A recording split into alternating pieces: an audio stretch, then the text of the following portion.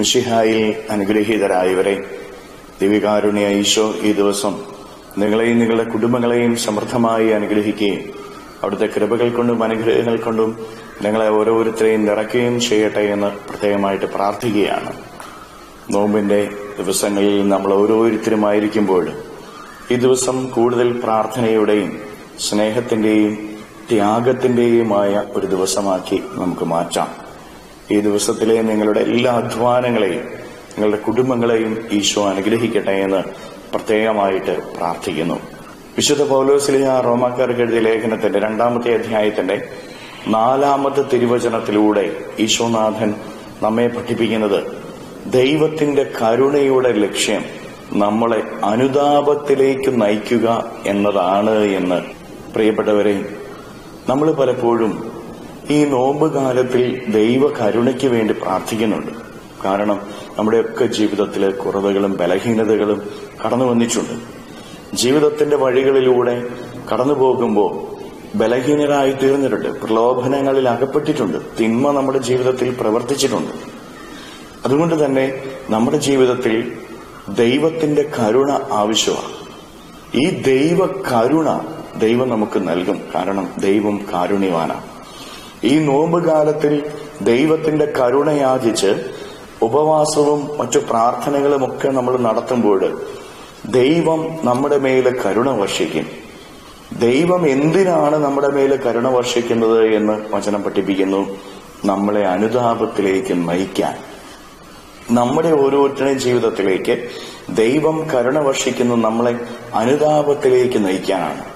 നോമ്പിന്റെ കാലഘട്ടം അനുതാപത്തിന്റെ കാലഘട്ടമാണ്.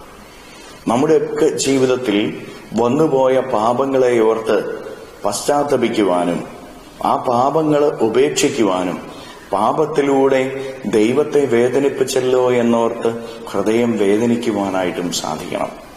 ഈ നോമ്പ് കാലത്തിന്റെ ഏറ്റവും വലിയ ചൈതന്യത എന്റെ കഴിഞ്ഞകാല ജീവിതത്തിൽ എന്റെ പാപത്തിലൂടെ ഞാൻ ദൈവത്തെ വേദനിപ്പിച്ചല്ലോ.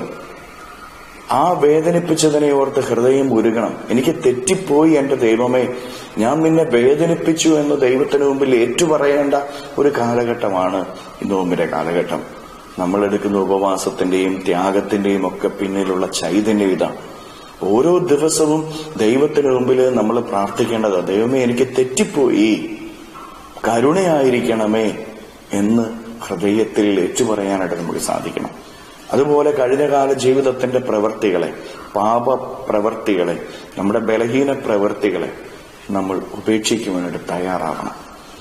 ഈ നോമ്പ് കാലത്തിൽ നമ്മൾ ഓരോരുത്തരും ചിന്തിക്കണം, എന്റെ കഴിഞ്ഞകാല ജീവിതത്തിൽ എവിടെയാണ് എനിക്ക് കുറവ് വന്നത്, എവിടെയാണ് എനിക്ക് വീഴ്ച വന്നത്, എവിടെയാണ് ഞാൻ ദൈവത്തെയും മനുഷ്യനെയും വേദനിപ്പിച്ചത്. ആ പ്രവൃത്തികളെ വെറുത്തുപേക്ഷിക്കാനായിട്ട് നമുക്ക് സാധിക്കണം. ഈ നോമ്പ് കാലത്തിൽ നമ്മൾ ഓരോരുത്തരും ചെയ്യേണ്ടത് ഇതാണ്. പ്രിയപ്പെട്ടവരെ, നോമ്പിൽ മറ്റെന്തെല്ലാം കാട്ടിക്കൂട്ടിയാലും ഈ ഒരു ചൈതന്യമില്ലെങ്കിൽ, ദൈവത്തെ വേദനിപ്പിച്ചല്ലോ എന്നോർത്ത് ഹൃദയം വേദനിച്ചില്ല എങ്കിൽ, പാപപ്രവർത്തികൾ വെറുത്തുപേക്ഷിച്ചില്ല എങ്കിൽ നോമ്പുകാലം വ്യർത്ഥമായി തീരും. കാരണം ദൈവം തന്റെ കരുണ വർഷിക്കുന്നത് നമ്മളെ അനുതാപത്തിലേക്ക് നയിക്കാനാണ്. കരകളയാചനയോട് പഠിച്ച് ഈ ദിവസത്തെയും നമ്മുടെ ഈ ദിവസത്തിന്റെ എല്ലാ പ്രവൃത്തികളെയും ഈശോയോട് നമുക്ക് സ്തുതിക്കാം. ഹല്ലേലൂയ. ഈശോയെ നന്ദി. Hallelujah, hallelujah, hallelujah, hallelujah, hallelujah, hallelujah.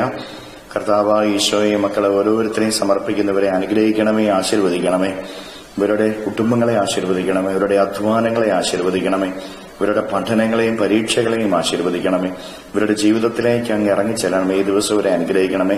എല്ലാ തടസ്സങ്ങളും ബന്ധനങ്ങളും കെട്ടുകളും പിശാചിന്റെ ഉപദ്രവങ്ങളും പൈശാചിക ശക്തിയിലെ ഉപദ്രവങ്ങളും ഇവരിൽ നിന്ന്, ഇവരുടെ ഭവനങ്ങളിൽ നിന്ന് ബന്ധിച്ചു നിർവീര്യമാക്കി നരകാഗ്നിയിലേക്ക് അട്ടിപ്പായിക്കുന്നു.